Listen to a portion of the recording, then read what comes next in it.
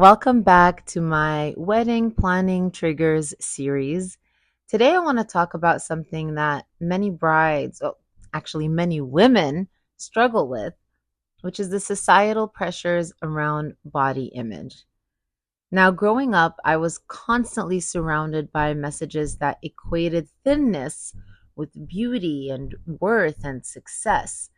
I watched my mother, my friends, all the women in my life diet endlessly trying to fit into an ideal that never seemed to be within reach. And those early experiences shaped my own relationship with my body, teaching me to believe that I needed to look a certain way to be loved or accepted or even celebrated. Now, as I prepare for my own wedding, which is in T minus 7 days, I've noticed how these pressures have resurfaced, pushing me towards old patterns of self criticism and the desire to change my appearance. The idea that a bride has to be perfect on her wedding day can be overwhelming. But I've learned something powerful over the years. This pressure, it's not about beauty, it's about worthiness. And that's a theme we keep coming back to. Have you noticed when we're embarking on the most important journey of accepting commitment from another person and committing ourselves to another person, that the worthiness wounds start coming back up again? Because it's all about seeking validation from other people at the end of the day, right? Thinking like we need to change ourselves to meet some kind of expectation when we what we really need to learn is to understand that our worth is unconditional, that we are born worthy. Now, I wrote my dissertation when I did my master's degree on self-compassion, and I'm telling you that all healing begins with self-compassion and a willingness to see ourselves as we truly are, which is worthy of love exactly as we are. Now, it's been a journey to get here. I've had to unlearn the harmful messages I absorbed as a child and replace them with new beliefs that honor my worth.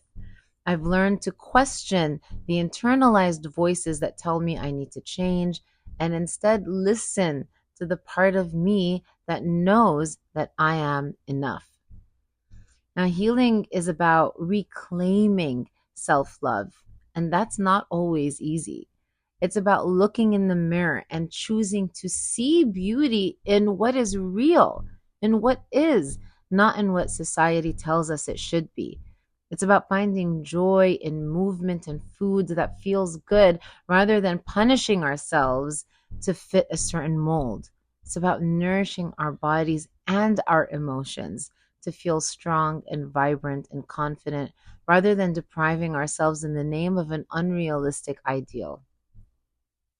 As I approach my own wedding day in a week, I'm choosing to honor the woman I am today, the one who has worked hard to love herself despite the pressures to be different or the same, right?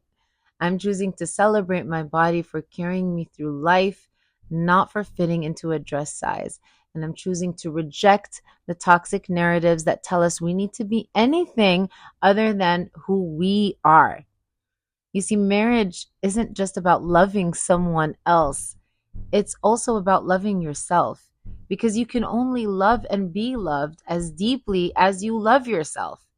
So, as I walk into this next chapter and down the aisle, I'm embracing the woman I've become, and I invite you to do the same.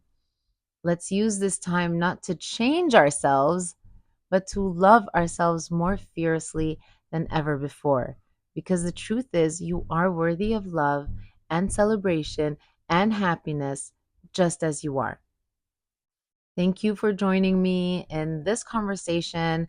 I hope we can continue to support each other on our journey to self love and acceptance and reject the toxic pressure and Ozempic culture that tells us we need to be anything less than our truest self.